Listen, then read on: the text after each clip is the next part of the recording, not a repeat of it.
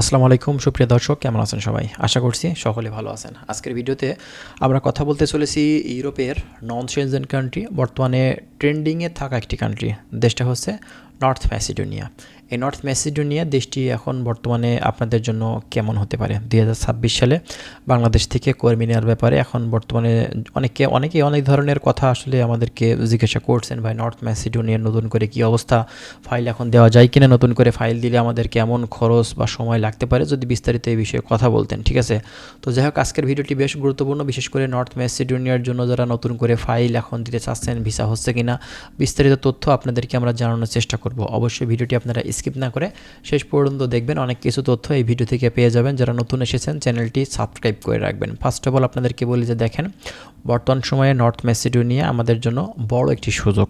এর কারণ হচ্ছে বাংলাদেশে কিন্তু এখন আপনার নতুন গভর্নমেন্ট এসেছে এবং বাংলাদেশে এখন কিন্তু আপনার এই যে অবস্থা বা সময়টা, এটা কিন্তু এখন আপনার বছরের শুরুর দিক এবং আপনার সামারের কিন্তু সামনের দিক। এই সময়টাতে কিন্তু প্রচুর পরিমাণে কর্মী বিভিন্ন ধরনের সেক্টরে নিয়ে থাকে। বিভিন্ন যেসব কোম্পানি থাকে তাদের কিন্তু এই সময়টাতে কর্মীর চাহিদা বেশি হয় সামারের প্রথম দিকে। ঠিক আছে, তো আপনাদের জন্য বড় সুযোগ 2026 সালে এই যে নতুন করে আপনি যদি ফাইল দেন, এক্ষেত্রে এখন আপনার নর্থ ম্যাসিডোনিয়ার ভিসা ওপেন আছে বিধায় আপনাদের খুবই কম সময়ের ভিতরে ভিসার প্রসেসিংয়ের কার্যক্রমটা কিন্তু হয়ে যাবে।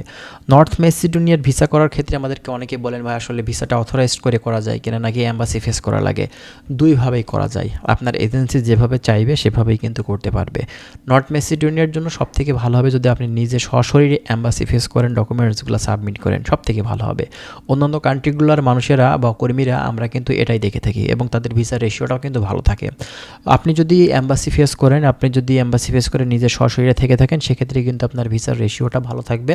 আপনার এই নর্থ ম্যাসিডোনিয়া যাওয়ার স্বপ্নটা পূরণ হওয়ার চান্স কিন্তু বেশি থাকবে। কিন্তু অথরাইজড করেও করা যায় না কিন্তু তা না। ঠিক আছে, তো আপনারা 2026 সালে এখন বিভিন্ন ধরনের কাজে নতুন করে কিন্তু সুযোগ পাবেন। অলরেডি আমাদের অনেক বাঙালি ভাই সেখানে কিন্তু hotel, restaurant, food delivery job, এছাড়াও কিন্তু বিল্ডিং কনস্ট্রাকশন সেক্টর, এছাড়া এগ্রিকালচার সেক্টর, হ্যাঁ, বিভিন্ন টাইপের ফ্যাক্টরিতে সেখানে কিন্তু কর্মরত আছে। অলরেডি অনেকে সেখান থেকে আবার সেন্ট্রালের দিকেও কিন্তু মুভ করেছে। এটা যার যার ইচ্ছা, যার যার আসলে ব্যক্তিগত মতামত। ঠিক আছে, এটা আপনি নিজেও করতে পারেন, তবে মুভ করার ব্যাপারটা অবশ্যই আপনাদের একটু বুঝে শুনে যেতে হবে, কারণ ব্যাপারটা কিন্তু খুবই সেন্সিটিভ। যদি কোনো ধরনের এদিক ওদিক হয়ে যায় সেক্ষেত্রে কিন্তু আপনি ঝামেলাতে পড়ে যেতে পারেন। এজন্য বুঝে শুনে সার্বিক দিক বিবেচনা করে তারপরে কিন্তু আপনারা একটা সিদ্ধান্ত নেবেন যে আপনারা নর্থ ম্যাসিডোনিয়া থেকে মুভ করবেন নাকি করবেন না।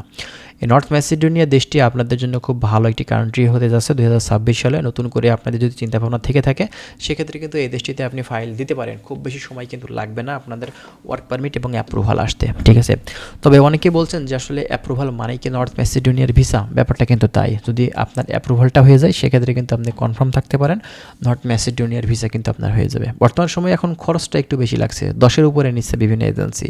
ঠিক আছে, খরচ সম্পর্কে আমরা ইতিপূর্বে আপনাদেরকে জানিয়েছি, আমরা আরও সামনে ভিডিও দেওয়ার চেষ্টা করব খরচ সম্পর্কে। অবশ্যই আপনারা আমাদের চ্যানেলের সঙ্গেই থাকবেন, আমরা সেসব বিষয়গুলো নিয়ে কিন্তু পুনরায় আবারও কিন্তু কথা বলবো।